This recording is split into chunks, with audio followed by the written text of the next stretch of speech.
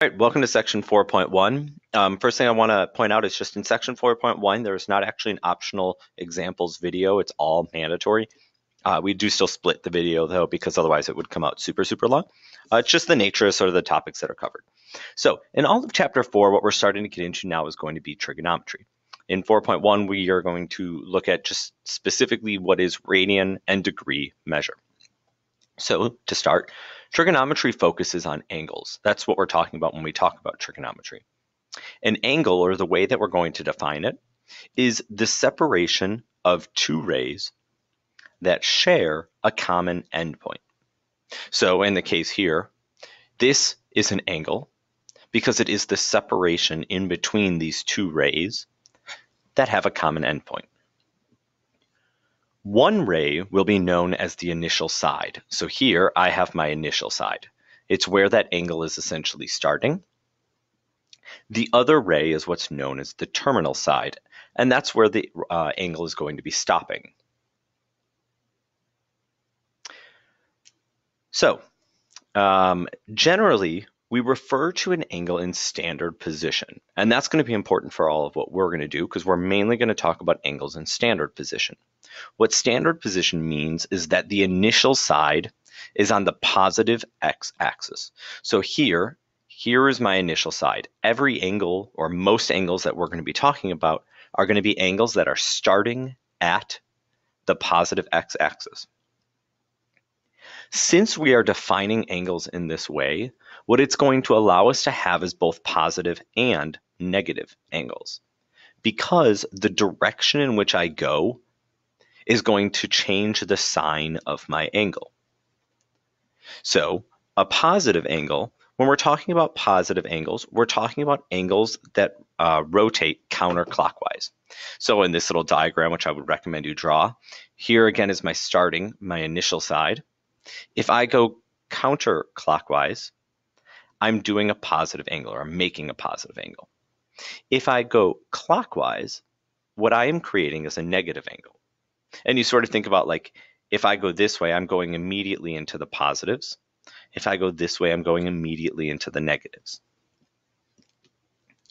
And that's going to be important because we're going to be using a lot of positive and negative angles and trying to go interchangeably between those two. All right, so then we talk about coterminal angles.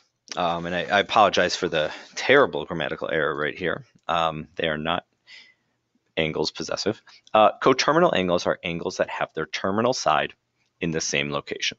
So when we're talking about the terminal side, we're saying that the two angles have to end on the same line, but they can still be different angles.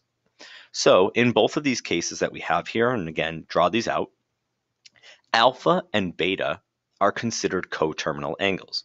So in this first case, I have, here's my initial side. And if I go in the positive direction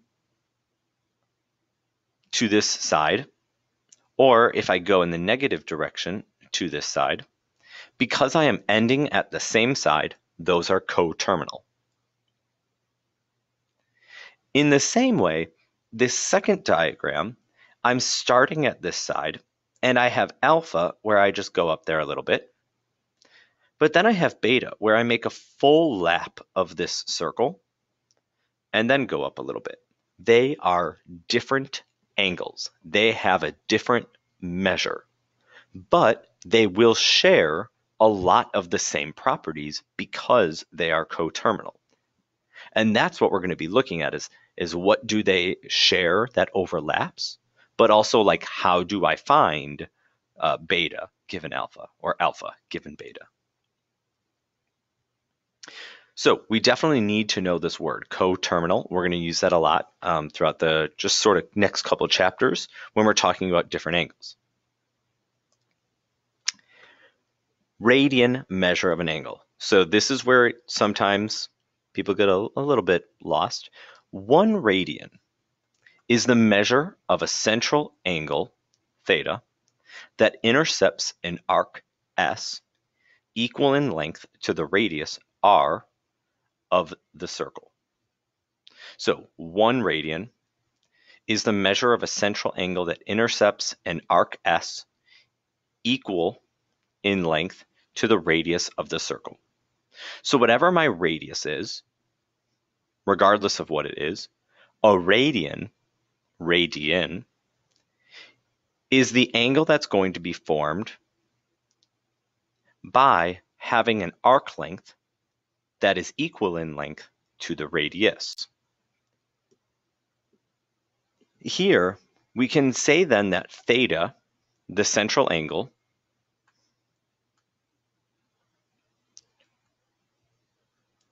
is equal to S representing our arc length, over R, our radius. This is your central angle in radians, and that's what's important.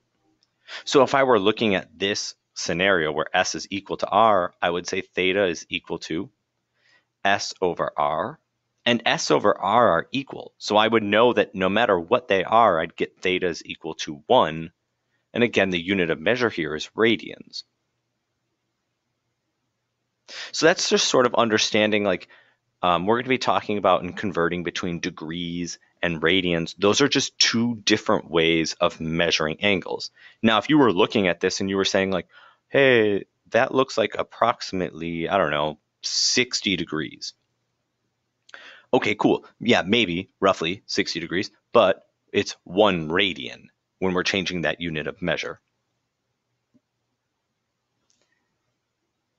And moving along, since the entire circumference of a circle can be given by 2 pi r, then the arc length of a full rotation is 2 pi r. So if I were starting here and went around the entire circle, any entire circle, doesn't matter what this radius is, that circumference can be given by 2 pi r. With that in mind, an entire circle has a degree measure of 360 degrees, which corresponds to 2 pi radians. So when we talk about 360 degrees, when we talk about an entire circle, what we are talking about is 2 pi. So here, if this whole circle is 2 pi, then right here I have pi. And that makes sense. If you think about 3 radians, and if you think about pi, keep in mind that pi is approximately 3.14, so on and so forth. And this is exactly 3 and then, like 0.14 more radians. So you've always known what pi was, or you've known for a long time, 3.14, but now you can sort of see that this is 2 radians, 1 radian, 3 radians, and a little bit more. That's equal to 180 degrees. Here, I have this 90-degree angle. We all know a 90-degree angle, but that's also half of whatever pi is. This is 3 pi halves. These are going to be some important things for us to keep in mind, is this 2 pi or no pi, pi halves, pi, 3 pi halves. We're going to need to know those moving forward. Since 360 is equal to 2 pi radians, that would mean, and these pictures just sort of correspond with this, so this is 2 pi radians. 180 degrees then, that's what we were just talking about, it's half of that. So that's going to be pi radians, 180 degrees, pi radians. I chopped this in half, so I chopped this in half. 180 degrees, again, if I chop this in half again, I get 90 degrees. If I chop this in half, I get pi halves radians. So here we have that idea. Pi halves right here as an angle, or 90 degrees. They are the same. They're just different units of measurement. I mean, think about like meters versus, I don't know, feet, yards, whatever it would relate to, but those are just different units for measuring things that are the same.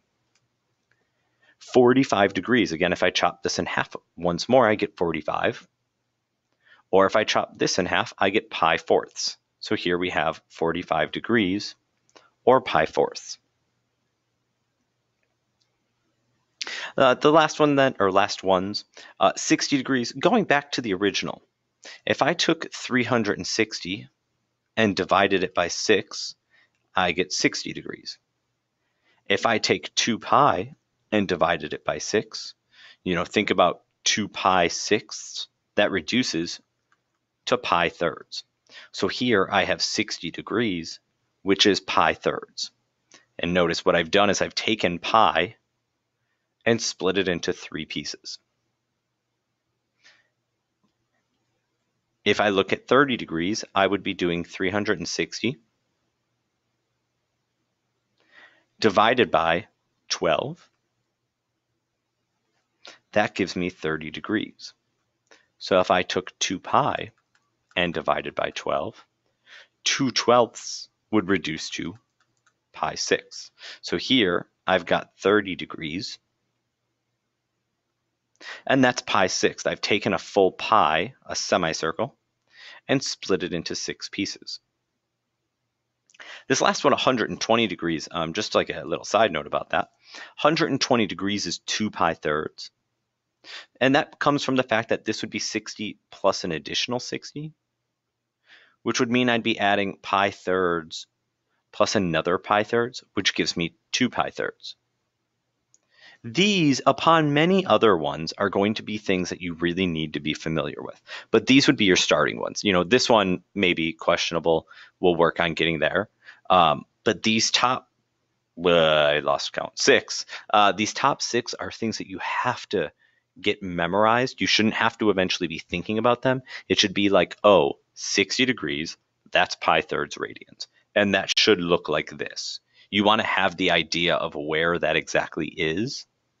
And that comes more into play in section 4.2, which you'll see. But I just want you to start getting into that mentality and being prepared for what you're going to be coming up to. All right, so that's actually where I'm stopping this video. The next video, we'll do a couple examples, and then we also have a lot more new notes that are going to be covered as well. If you wanted to see a little bit of examples, feel free to just peek into that next video, but it is going to be something that you're going to have to watch anyways. So, you might as well just do it now.